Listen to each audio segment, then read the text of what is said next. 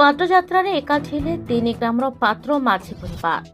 କଳାହାଣ୍ଡି ଆଦିବାସୀ ସଂସ୍କୃତି ଓ ଚଳଣି ସହିତ ଜଡ଼ିତ ଆଦିବାସୀ ପରମ୍ପରା। ଆଦିବାସୀମାନେ ହେଉଛନ୍ତି ମା ମାଟିର ସନ୍ତାନ। ଆଜି ବି ସେମାନଙ୍କ ମଧ୍ୟରେ ରହିଛି ଏକାଗ୍ରତା ଓ ଭାଇଚାରାର ସମ୍ପର୍କ। କଳାହାଣ୍ଡି ଜିଲ୍ଲା କୋକସରା ବ୍ଲକ ଟେମରା ଓ ମହିମା ପଞ୍ଚାୟତ ଅନ୍ତର୍ଗତ ଟେମରା, ମହିମା ଓ ଘଣ୍ଟିଗୁଡ଼ା ଗ୍ରାମର କଶ୍ୟପ ନେତା ମୁଗୌତ୍ର 432 ପାତ୍ର ଓ ମାଝୀ ବଂଶୀୟ ପରିବାରଙ୍କ ଭାଇଚାରାର ପର୍ବ ପାଟଯାତ୍ରା ମହୋତ୍ସବ ଦୀର୍ଘ 33 ବର୍ଷ ପରେ ଅନୁଷ୍ଠିତ ହୋଇଛି। ଏହି ଅବସରରେ ଟେମରା ପଞ୍ଚାୟତ ହଂସପଡ଼ା ଗ୍ରାମ ନିକଟରେ 3 ଦିନ ଧରି ପାତ୍ର ଓ ମାଝୀ ବଂଶୀୟ ପରିବାର ଲୋକେ ଠୁଳ ହୋଇ ସେମାନଙ୍କ ଆରାଧ୍ୟ ଦେବତା ଭୈରବ ଦେବ, ଟେମରା ଗ୍ରାମଦେବୀ ମା ବସ୍ତିରାନ ମାଉଳି, ମା ଲକ୍ଷ୍ମା ନିକଟରେ ମୁଖ୍ୟ ପୂଜକ ଚିତ୍ରସେନ ମାଝୀ ପୂଜାର୍ଚ୍ଚନା କରିବା ପରେ ବଂଶୀୟ ପରିବାର ଲୋକେ ଦେବାଦେବୀଙ୍କ ନିକଟରେ ନିଜ ପରିବାରର ମଙ୍ଗଳ କାମନା କରି ଆଶୀର୍ବାଦ ଭିକ୍ଷା କରିଥିଲେ।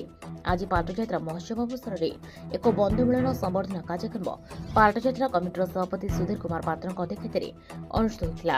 ଏହି କାର୍ଯ୍ୟକ୍ରମରେ ମୁଖ୍ୟ ଅତିଥି ଭାବରେ କଳାହାଣ୍ଡି ମହାରାଜ ଅନନ୍ତ ପ୍ରତାପ ଦେଓ, ମହାରାଣୀ ଋତୁଜା ଦେବୀ, ସ୍ୱତନ୍ତ୍ର ଅତିଥି ଭାବରେ ଧର୍ମଗଡ଼ ବିଧାୟକ ସୁଧୀର ରଞ୍ଜନ ପାଚୁସି, ସମ୍ମାନିତ ଅତିଥି ଭାବରେ ଜିଲ୍ଲା ଆଦିବାସୀ ସଂଘର ସଭାପତି କୈଳାସଚନ୍ଦ୍ର ମାଝୀ, ସ୍ଥାନୀୟ ସରପଞ୍ଚ କ୍ଷିତିରାମ ପାତ୍ର, ନବରଙ୍ଗପୁର ଜିଲ୍ଲା ଭତ୍ରା ସମାଜ ସଭାପତି ଜଗନ୍ନାଥ ମାଝୀ ସମେତ ଅନ୍ୟ ଅତିଥିମାନେ ମଞ୍ଚରେ ଉପସ୍ଥିତ ରହି ସମାଜକୁ ଭାଇଚାରାର ଡୋରିରେ ବାନ୍ଧି ରଖିଥିବା ପାଟଯାତ୍ରା ମହୋତ୍ସବ ଆଜିର ସମାଜ ପାଇଁ ଏକ ଉଦାହରଣ ସୃଷ୍ଟି କରିଛି ବୋଲି ମତ ପ୍ରକାଶ ପାଇଛି।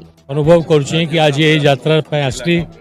ଏଇଟା ଏତେ ବର୍ଷ ପରେ ଏଇଟା ହେଇଛି। ଏଇ ଯୋଉ ସଂଗଠନକୁ एकजुट କରି ମାନେ କରିଛନ୍। ଏଇଟା ହଉଛି ଆମର ବହୁତ ପୁରୁଣା ଆମର ଏଇ ବତ୍ରା ପାତ୍ର ଆଉ ଯେତେ ଆଦିବାସୀ ମାନେ ଅଛନ୍ତି ଏଇ ଅଞ୍ଚଳର ଆମର ପରିବାର ସାଙ୍ଗରେ ଯେନ୍ଟା ଜଡ଼ିତ ହେଇକରି ଅଛନ୍। ଏଇଟା ମୁଁ ଆପଣମାନକେ ଆଉ ଥରେ ସମସ୍ତଙ୍କୁ ଧନ୍ୟବାଦ ଦଉଛି। ଆଉ ମୁଁ କହିଲି ମହାରାଣୀକୁ ବି ସେ ମୋର ସାଙ୍ଗରେ ଆସିବେ, ସେ ଦେଖିବେ କି ଆମର ଯେନ୍ ସ୍ନେହ ଅଛି ଲୋକମାନଙ୍କର ଆମର ପ୍ରତି, ଏଇଟା ସେମାନେ ଦେଖିବେ।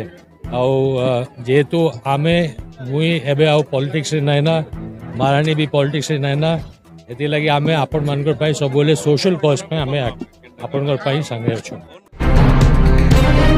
PRGI ସ୍ୱୀକୃତିପ୍ରାପ୍ତ ଓଡ଼ିଆ ଖବରକାଗଜ ଖବର ପଛର ଖବର ଏବଂ ଆମ ଡିଜିଟାଲ ପ୍ଲାଟଫର୍ମ ସୃଷ୍ଟି ନ୍ୟୁଜ ଓ ପଲିଟିକାଲ ଖଟି ପାଇଁ ଓଡ଼ିଶାର ସମସ୍ତ ଜିଲ୍ଲା, ବ୍ଲକ, ମହାନଗର ନିଗମ, ମ୍ୟୁନିସିପାଲିଟି ଓ NAC ଅଞ୍ଚଳରେ ସାମ୍ବାଦିକ ଆବଶ୍ୟକ।